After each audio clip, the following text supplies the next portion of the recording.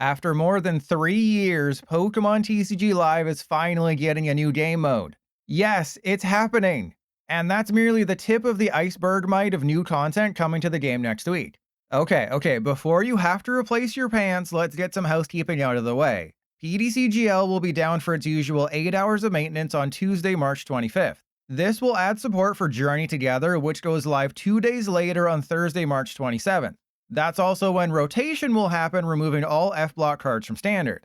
Along with Journey Together support, there's some bug fixes. Gardevoir will no longer be able to knock out your own Pokemon, which was somehow in the game for a month. And that's about it. The rest of the fixes are minor, with the dev also addressing an issue where cards might become invisible. No mention of the energy acceleration glitch where the game automatically attaches the third energy off of something like Charizard EX's ability, or the glitch where damage counters do the same thing, or the glitch where Switch card is borked. So a bunch of stuff they screwed up with February's update isn't being addressed. But who cares if the game still doesn't work? We're getting new content. As you can see from this screenshot, the casual tab of PDCGL will be getting a new addition, Trainer Trials. Sort of like Midweek Magic and Magic Arena, but better, there will be rotating deck building challenges that change every other Thursday at 10 AM Pacific, 1 PM Eastern. It looks like the Trainer Trials will begin with the patch on Tuesday, so expect things to be a little wonky as it's 2 days before rotation and the first one uses standard cards. Here's a quick overview of the first 5 trials you can expect, which will run until May 29th, which just so happens to be the launch day of Destined Rivals. The biggest news is that Gym Leader Challenge, the game mode popularized by Tricky Gym, will be available from April 24th to May 8th. The rules for deck building here are a bit involved. Basically, you can only use one copy of each card except Basic Energy. Every Pokemon must share a single energy type, and rulebox cards are banned. For an example of what a GLC deck looks like, this is a winning fighting deck from a tournament last month that has so many individual cards it doesn't fit in the image. Unfortunately, for you GLC purists out there, it's not the true GLC, but a little more on that in a second. Getting back to the trials, here's the full lineup for the first 9 weeks, with each trial lasting 2 weeks except the final one.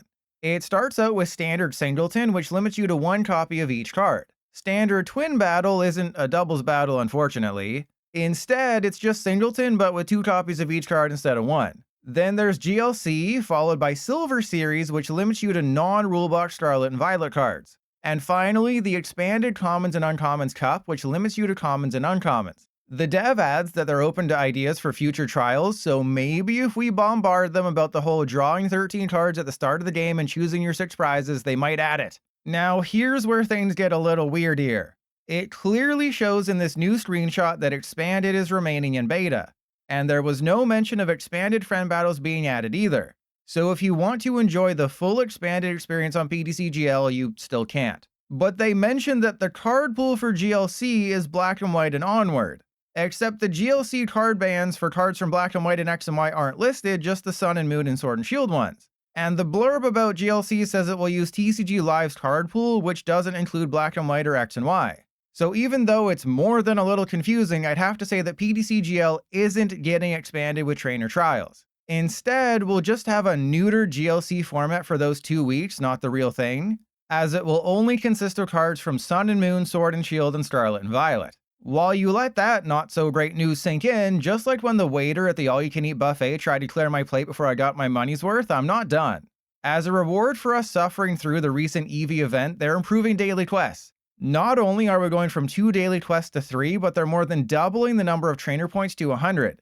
This means you'll be able to earn crystals twice as fast, which you should be spending on the Calyrex VMAX League battle decks or Celebrations packs. Do note that this change won't take effect until the Journey Together Battle Pass begins on Thursday, so there's still another week of those dumb EV quests. Of course, because the dev has to make unnecessary changes with every update, they're changing the Pokemon featured in each ranked league. So instead of Bulbasaur, we'll have Snom or something.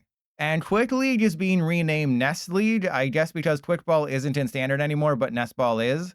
Oh, and Arceus League is gone for some reason, which means Master League is now Arceus League, but Arceus will still be the Pokemon representing Master League, and you'll still earn Arceus points in Master League.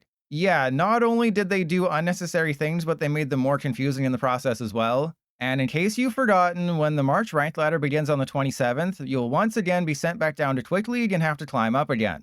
For those of you who are overly excited about the new Trainer Trials mode, remember that this is Pokemon TCG Live we're talking about.